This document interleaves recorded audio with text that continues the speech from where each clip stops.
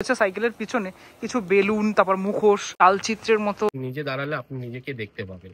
অনেক হাত রয়েছে এই ওপরের সিলিং এর অংশটা। তো আমার বাবাও মুদিখানার দোকান চালায়, বাবারও অবদান অনেক। এই যে টানা রিক্সা, অন্তরালে আড়ালে যারা থাকে। পরিবারের কাণ্ডারি শক্তপোক্ত হওয়াটা বোধহয় সব থেকে বেশি প্রয়োজন, না হলে পরিবারটা গোল্লায় যায়। কেন বললাম কথাটা? কারণ 2025-এ এই পুজো মণ্ডপের থিম অন্তরালে, আর অন্তরালে থেকে যান আমাদের বাবারা, যাদের ছাড়া আমরা মানুষের মতো মানুষ হয়তো হয়ে উঠতে পারবো না। আর তাদেরকেই ডেডিকেট করে এবছরের দুর্গাপুজোর থিম বাঁধতে চলেছেন লাহা কলোনি বিবেক সংঘ। আমি একটু অ্যাড্রেসটা দেখিয়ে দিই। 11/12 নগেন্দ্রনাথ রোড, দমদম, কলকাতা 28। লাহা কলোনি বিবেক সংঘ এবার প্ল্যাটিনাম জুবিলি বর্ষ অর্থাৎ 75তম বর্ষে পদার্পণ করেছে। ব্যানারে একটা সুন্দর লাইন লেখা রয়েছে, ঐতিহ্যের শহরে উদ্দীপনার উৎসব। কিন্তু সব থেকে বড় বিষয় হচ্ছে কলকাতা তো এত পুজো হয়, কিভাবে আসবে এই পুজো মণ্ডপে? এটা হলো নাগেরবাজার মোড়। এখানে তুমি অটো বা বাসে করে যে কোনো জায়গা থেকে আসতে পারবে। একদম সামনেই দমদম জংশন মেট্রো স্টেশন বা লোকাল ট্রেনের স্টেশন, সেখান থেকেও তুমি আসতে পারবে এই নাগেরবাজার মোড়ে একটা অটোতে বা বাসে। এখান থেকে এই যে রাস্তাটা চলে গেছে যেটা নগেন্দ্রনাথ রোড, এখান থেকে মিনিট 5 হেঁটে সময় লাগে পূজা মণ্ডপ পৌঁছাতে। নাগেরবাজার মোড়ে এই ব্যাংক অফ ইন্ডিয়ার একদম অপোজিটের গলিটা দিয়ে ঢুকতে হয়। পৌঁছে গেলাম মোটামুটি 6-7 মিনিটের হাঁটা পথের দূরত্বে মেন রোড থেকে লাহা কলোনির বিবেক সংঘের মাঠে। এই মাঠেই প্রত্যেক বছর পুজোটা হয়ে থাকে। এই যে প্যান্ডেল অলরেডি শুরু হয়ে গেছে। এটা হলো লাহা কলোনি বিবেক সংঘের এন্ট্রি গেট। ওদের একটা সুন্দর মাঠ রয়েছে, যে মাঠের মধ্যেই পুজোটা অর্গানাইজ করা হয় প্রত্যেক বছর। মণ্ডপের সামনের অংশটা খানিকটা ঠিক এরকম, এখন অব্দি ফুলফিল তো রেডি হয়নি, বৃষ্টি পড়ছে, বৃষ্টির মধ্যেই শিল্পীরা কাজ করছে। ওদের এবছরের শিল্পী অজিত পাল, প্রতিমায় দীপঙ্কর পাল এবং আলোতে পুরঞ্জয় ব্যানার্জি। ভিতরটা দেখা যাক কতটুকু রেডি হয়েছে। প্রবেশ করার পরেই এখানে যে চিত্রটা আমরা এখানে যেখানে দেখানো হয়েছে সেটা হচ্ছে এই যে পেইন্টিং গুলো দেখতে পাচ্ছ, এটার সাথেও আমাদের ঘরের বাবা সম্পর্কযুক্ত। ওপরের যে সিলিংটা, সেই সিলিংয়ে দেখা যাচ্ছে অনেক পুটলি রয়েছে, অনেক রয়েছে এরকম, ঠিক আছে। তার সাথেও বাবারা সম্পর্কযুক্ত। ঢোকার পরেই তুমি একটা আইডল দেখতে পারবে, যেখানে একজন ঠেলাওয়ালা, যিনি কিন্তু এই দেখতে পাচ্ছ এই যে টানা রিক্সা যিনি চালায়, তিনিও বাবা।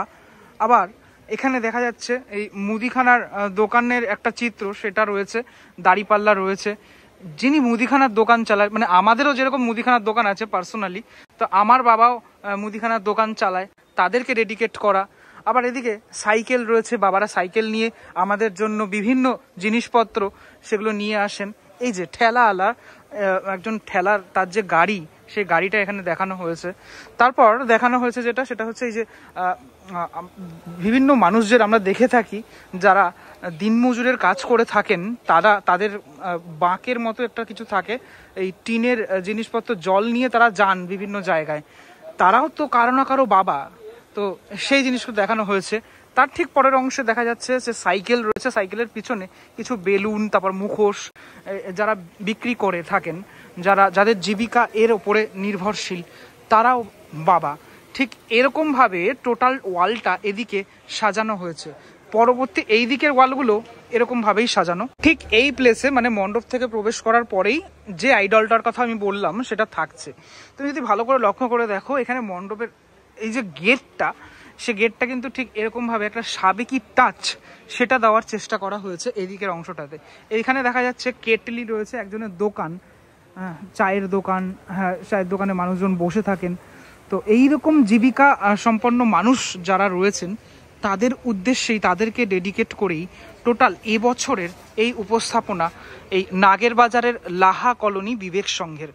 একদম ফ্রন্টটা যদি আমি লক্ষ্য করি, তাহলে এই জায়গাটাতে এখন অবধি রেডি হয়নি পার্টটুকু, এখানে রেডি হচ্ছে, এখানেও আর্টওয়ার্ক থাকছে। এবার দেখা একটুখানি ম্যাটেরিয়ালগুলো, এখানে কিন্তু এই ফোমের ব্যবহার করা হয়েছে, এগুলো সব ফোমের ওপরে এরকমভাবে কাপড় দিয়ে পুরো ব্যাপারটাকে তৈরি করা। ওভারঅল মণ্ডপটার একদম ফার্স্ট পার্ট এটা। মণ্ডপের প্রধান 3টি অংশ, এটি একটি অংশ। তারপর আমরা ঢুকে যাব মেন আরও একটি অংশে, সেখানে আমি যাচ্ছি, তোমাদেরকে দেখানোর চেষ্টা করছি সেটি। কিন্তু এই অংশে যে ম্যাটেরিয়াল ব্যবহার করা হয়েছে সেটা কিন্তু পুরোপুরি ইকো ফ্রেন্ডলি ম্যাটেরিয়াল এখানে ব্যবহার করা হয়েছে, মানে কাঠ, এই সমস্ত যে ম্যাটেরিয়ালগুলো ব্যবহার করা হয়েছে যেগুলো কিন্তু দেখতে সুন্দর লাগছে। বিশেষ করে এই ওপরের সিলিংয়ের অংশটা আমার বেশি ভালো লাগলো। এই টোটাল ব্যাপারটা এখানকার যে শিল্পী তিনি কিন্তু খুব সুন্দরভাবে টোটাল ব্যাপারটা সাজিয়ে তুলছেন। এখানে একটা এরকম মানে এরকম একটা সেকশন করা যেখানে অনেক হাত রয়েছে, হাত দেখা যাচ্ছে, যেটা কোথাও না কোথাও এটা ইনস্টল করা হবে, সম্ভবত এখানেই হতে পারে সেটা ইনস্টল। আস্তে আস্তে রেডি হচ্ছে, ব্যাপারগুলো পুরোপুরি আন্ডার প্রসেস। সব থেকে বড় কথা, এই যে সূক্ষ্মভাবে আঁকা হয়েছে এইখানেও তুমি একটা সাবেকি টাচ দেখতে পাবে। দেখো ওপরে এই ডিজাইনগুলোতে রয়েছে সেগুলো, সেই সাবেকি টাচ সেটা রয়েছে। আবার এখানে দেখা যাচ্ছে যে ধান না ঠিক, মানে এই যে কাস্তে কাস্তে রয়েছে এখানে, এটা পুরোপুরি গ্রাম্য দৃশ্য। বেশ কিছু শাকসবজি সেগুলো রয়েছে, একটা শাকসবজির দোকান বলা চলে। আমি একটু 180 ডিগ্রি ঘুরিয়ে তোমাদেরকে দেখানোর চেষ্টা করছি এই পুরো অংশটা। এটা ফার্স্ট সেকশনটা। ওখান থেকে প্রবেশ করলেই আমরা সেকেন্ড স্টেপ, অর্থাৎ একদম যে দ্বিতীয় ধাপ বা দ্বিতীয় অংশ প্যান্ডেলের, সেখানে প্রবেশ করব। এখানে দেখতে পাচ্ছি এই দুটো জায়গায় এই দিকেও রয়েছে এরকম এবং বক্স বক্স করা আলমারির মতো এরকম বিশাল বড় করে কিছু একটা ইনস্টল হবে এখানে। এটাও কিন্তু ফোমের কাজ বলা যেতে পারে, তার উপরে কাপড় দেওয়া আপাতত। তো এখানে কি হতে চলেছে সেটা তোমাদেরকে বলি। বাবারা মানে তাদের জীবনে বিভিন্ন জিনিস স্যাক্রিফাইস করে আমাদেরকে গড়ে তোলেন, আমাদেরকে মানুষের মতো মানুষ করে তোলেন। সেই ব্যাপারটাই এই অংশটাতে দেখানোর চেষ্টা হবে, যেটা এখনো পর্যন্ত ইনিশিয়াল পর্যায়ে, এখনো অবধি কাজ সেভাবে যে এখানে শুরু হয়েছে সেটাও না। আর সব থেকে বড় কথা, এখানে ওপরের যে অংশটা সেখানে এরকম একটা চালচিত্রের মতো অংশ আমি দেখতে পাচ্ছি, যেটা একদম এরভাবে টানানো হয়েছে, যেটা কিন্তু পুরোপুরি খড়ের তৈরি। হ্যাঁ, একদম আমি মিডিলে চলে আসলে ব্যাপারটা দেখতে খানিকটা ঠিক এরকম লাগছে। এটা কিন্তু বেশ ভালো লাগলো দেখে, এইদিকে এরকম ডিজাইন করা, আর মাঝের অংশটা খানিকটা ঠিক এরকমটা, এটা বেশ সুন্দর লাগছে দেখতে। তবে এই পার্টগুলোতে যখন যে জিনিসগুলোকে ইনস্টল করা হবে সেগুলো যখন থাকবে, তখন এই মণ্ডপ দেখতে কিন্তু একদম অন্যরকম লাগবে। এইগুলো কিন্তু এরকম ফাঁকা থাকবে না, এখানেও বিভিন্ন আর্ট ওয়ার্ক বা বিভিন্ন জিনিসপত্র সেটা আমরা দেখতে পারবো। এই জায়গাটা পুরোপুরি এরকম ফাঁকা থাকবে না। এখানে একজন একটা আইডল থাকবে, যেটা কিন্তু বাবার আইডল, মানে তাদের মাথায় কি চলে এবং তারা জানাতে দেন না আমাদের, কিন্তু টোটাল পরিবারকে তারা টেনে নিয়ে যান সামনের দিকে, সেটাই দেখানোর চেষ্টা। নমস্কার, আমার নাম অজিত পাল। 2025-এ 75তম বর্ষে নাগেরবাজার বিবেক সঙ্গে আমি কাজ করছি। থিমের নামটা আছে অন্তরালে। অন্তরালে হচ্ছে কথাটার মানে আছে আড়ালে যারা থাকে। তো আমাদের পরিবারে মায়ের অবদান অনেক। মায়ের অবদান নিয়ে অনেক কিছু লেখা আছে, আবৃত্তি আছে, কবিতা আছে, নাটক আছে। কিন্তু তার সঙ্গে সঙ্গে পুরুষ মানুষ, বাবারও অবদান অনেক। তো সেটা সবসময় অন্তরালে থাকে। বাবার অনেক ছোট ছোট স্যাক্রিফাইস, যেগুলোর কারণে হয়তো আজকে আমরা বা তুমি আদার্স যারা আছি তারা আজকে এই প্ল্যাটফর্মে এসেছি। তো বাবার ওই ছোট ছোট স্যাক্রিফাইসটাই আমি আমার পুজো মণ্ডপে তুলে ধরতে চাইছি।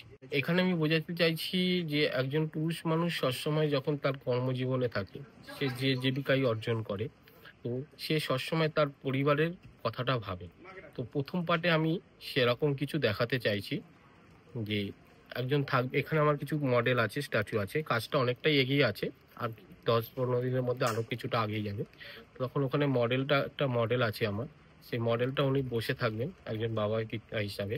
তো সে সারাদিন যখন কর্ম করবেন তার মাথায় কি কি ঘুরছে আমি এই প্রথম পার্টটাতে দেখাতে চাইছি। প্রতিমা আমাদের দীপঙ্কর দা করছেন, তো প্রতিমায় আলাদা চমক আছে, সেটা পরে আমরা প্রকাশ করি। সেকেন্ড পার্টে দেখাতে চাইছি যে বাবা যে স্যাক্রিফাইস করেছেন তার ফলস্বরূপ আমরা আজকে কোথায় কিভাবে এসেছি, সেটা আমার সেই ফল সন্তানরা যে সাফল্যটা আছে সেটা আমার সেকেন্ড পার্টে আছে।